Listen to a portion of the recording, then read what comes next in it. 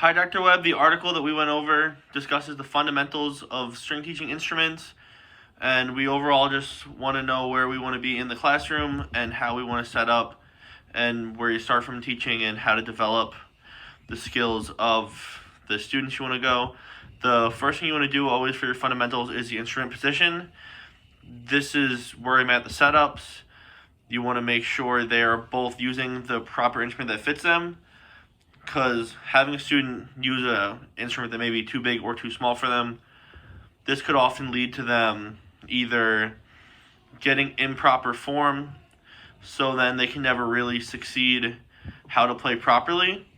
So they would be doing something wrong just to make it comfortable, or students could be playing things that are very uncomfortable, and they might be succeeding currently at their sound, but then as their bodies grow or they change instruments, they might have to adjust the way they play. This could be because what they're doing now might work for their instrument, which is too large or too small for them. But once they grow or get a different instrument, then that really turns into a big problem, because then they'll have to relearn and teach themselves the instrument posture and things like that. Something like that was actually a big problem for me, actually, because I went through all of high school and community college where I went here playing with the improper position and holding the bass wrong and all that kind of stuff. So that was a very hard thing for me to break once I got here. That's something that should definitely be focused on earlier in the students, both so they can sound better and then they can also all look right and play right, stop injuries, make sure they all play properly and sound right. The next thing is you want to develop different musicianship skills. These will be some things that are very important to them playing the music. These things include like pulse, just having a sense of pulse and meter and rhythm. These are all basic musicianship skills. These can be done through different strategies to learn it, like counting the thing out loud, or like reading a measure and counting out loud, or having a teacher just clap a beat to them and the students clap back. They could also just maintain a steady beat or just go like this,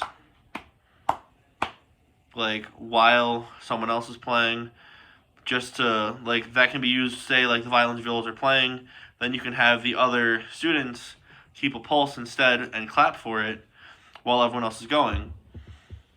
So those are things you obviously want to work on. Another thing is pitch. You want to have your students develop a good pitch and be able to tell when they're in tune and out of tune, when they're playing the proper notes, when everything sounds together. A very good way to work on this initially is by doing things such as singing. Singing is one of the best ways to help people learn pitch. This is because they'll have to use their own vocal cords and like orally produce these sounds instead of trying to move their fingers and adjust it. That almost takes out the kinesthetic part of like having your hand on the violin or bass to like move it. Instead, you're just using your vocal cords and like almost, I don't want to say using your brain, but like it's more connecting, finding the way to get to the pitch. Another thing you want to work on is things that are like improvising.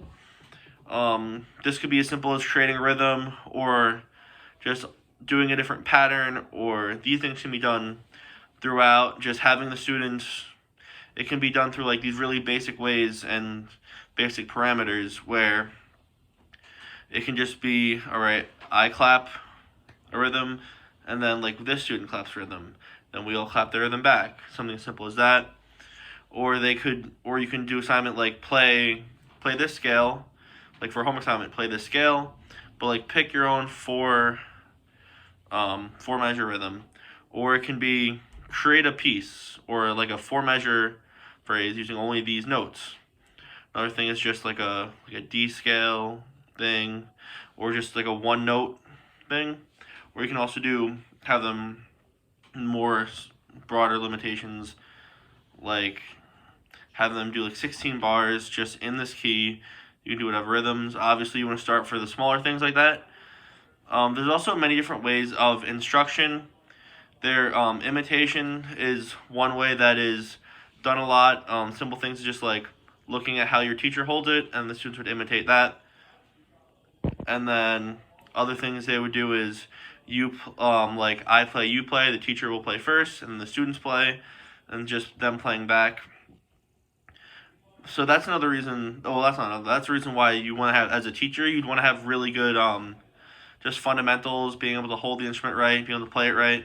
Because even if you don't want them to, or you don't think they will, the students will do a lot of imitation or modeling. This would also be where the students are just seeing you as a model, even when it's not as specific for you being a model, but the students will still see you model and they'll try to imitate you as well. And then another imitation is just you playing something for them, and then they'll playing it back. Um, Overall, these are a lot of the foundations that a students would initially learn while they're in the classroom that you'd want them to learn, and that's what the article went over.